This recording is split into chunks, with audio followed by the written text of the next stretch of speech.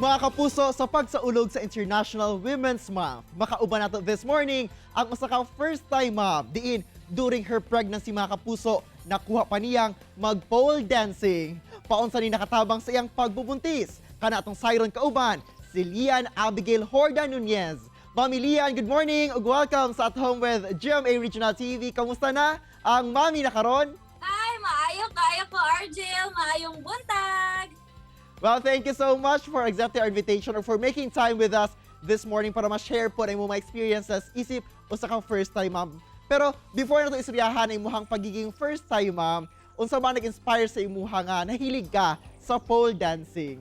Nagsugod lang yun to sa gusto mag-try. Nagsigi ko og ingon sa akong friends na mag-testing testing, and then giganahan me, and then we never stop going to classes. So nahimo kong student, nahimo kong teacher, and then nahimo kong performer, nahimo kong coach, and karon nahimo na kong mom na naga-pole dance.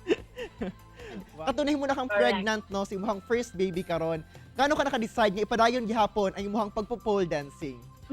Well, lisod na siya iundang kay for 6 years, 26 naman ko karon. Naanad akong lawas na katong exercises na ginahimo namo sa pool. Di na nako siya malimtan, and murag mas nagasakit ako lawas kung dili ko maglihok. So kato na lang akong gina-workout. Kay pag pregnant ka, kinahanglan mag-exercise man gihapon ka. Pero paunsa ba ito nakataba imuhang pole dancing to keep you well during sa imuhang pregnancy? O wala na ba kailain yung mga exercises na gihimo during sa imong pregnancy? Well, don't get me wrong, wala mi pole sa among balay ha, pero ang ginahimo nako kay ang mga conditioning exercises, mga strengthening exercises, na mga drills namo muna akong ginahimo. So, every time na sa una man god kung mag-dance ko, mag-pole ko, ma-happy ko. So, karon pag pregnant ka, kinahanglan happy ka. And so, ginahimo nako siya para ma-happy ko nga pregnant, and then healthy gihapon. So, kato, floor exercises lang siya, strengthening sa pelvic area, ingana ka ng mga pwede lang pud himuon sa isa ka pregnant woman. Naiuban niya cases no, Mamilia, na ang uban gina-recommend sila ang mga OB-GYN nga maging bed rest lang para no maging healthy sila ang pagbubuntis. Pero ikaw ba nag-consult ka daan sa imuhang doktor before ka nag-continue nga mag pole dancing, o mas naging careful ba ka tungod kay buntis ka, unlike sa una nga wala pa ka ginadala sa imuhang tiyan no? Yes, yun kaayo oy, nag-consult ko, and ang akong OB is isa siya ka perinatologist. Ibig sabihin, nag-specialize siya sa mga high-risk na pregnancies. So, yung approach sa ako, even though I am physically active before pregnant, and even karon kaya kayo na ako gihapon na buhaton maski pregnant ko, ang advice niya sa ako na no lang, dili lang daw, mag prenatal yoga, ingana. Pero medyo gahi man ko. Confident man gihapon good ko. Actually, ang maternity shoot kay na ako sa pool. Pero ang akong mga gipanghimo dito, very easy lang yun na tricks, kanang nothing harmful. Pero na-feel ba rin mo nga na mas naging healthy ka o mas naayo imuhang maternity o pregnancy nga naga-pole dancing ka that time? Yes, kasi it's important na fit ka na pregnant. Dili ka pwede na maglingkod lang forever, na maglamya-lamya. Tapos, naka-help jud siya nga, no? Number 1, ang pain tolerance yun ka na. Pag naga-pole ka, sakit yun na. Sakit na imong singit, sakit imong muscles, magkabunog-bunog. Well, pag abot sa akong labor, wala ko gisakitan. Tingara siya, and then strong yun ko. Was it a normal delivery ba ang imuhang pagpanganak? Sadly, no. Nag-deliver ko via cesarean section kay as we know, in every pregnancy na ay duha ka lives na naga-matter dira. One is the mom and the other is the baby.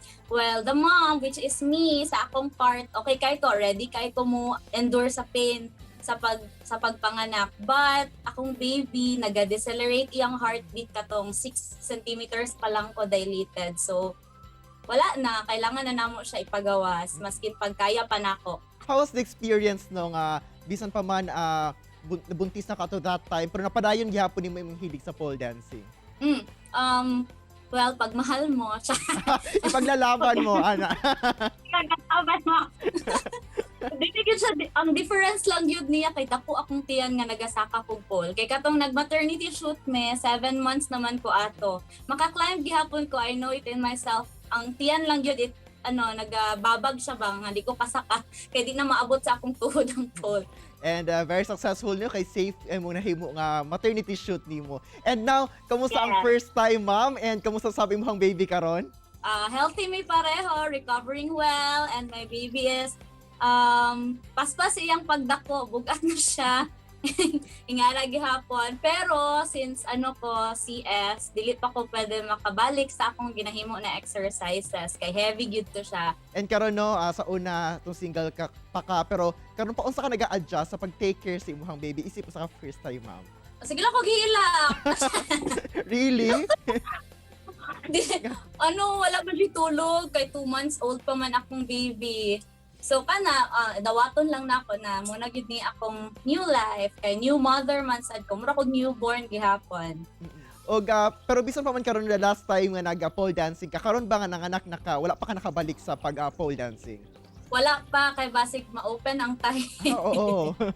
So di pa pwede. Maybe 6 months I'll be fine. Pero would you recommend ba ang pole dancing sa mga other po yung mga pregnant women with syempre advice po no og consultation sa ilang mga doktor? Big no. No.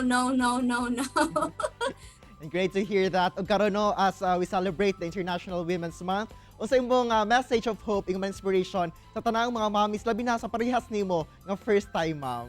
Mommies, it can be really hard. I know, especially we are only at home with our babies. Ang uban pa sa ato ay kapuli or kaya yuta kagawas and makabuang siya usahay, it affects our mental health, but we have to hold on. Kaya nato na mommies, the women are made for this. Trust in yourself, trust in your body, but dili gyud nimo pabayaan ang imong health gihapon. And do not worry if dili mo balik sa dati ang imong lawas because who cares? All types of body are beautiful. And of course, ang inahan, isa na siya ka-sacred na calling na gihatag sa Ginoo. So, ang lawas sa inahan, grabe yun. Imagine, nagpagawas ka og another human being gikan sa imong lawas. You are a goddess. So, ayaw dyan na una ang imong lawas. Important is, you and your baby are healthy. Well, indeed, no, yung most important thing, maging healthy ang buong family. Daghang salamat for sharing your story nga kakuhaan kayo og inspirasyon labi na sa mga first time maging nanay pareha sa imuha. God bless you, Mami Lian, og your baby and the whole family. Thank you so much. Thank you! Bye! Chillax sa mga kapuso, mubalik pa ang At Home with GMA Regional TV. Kini ang At Home with GMA Regional TV.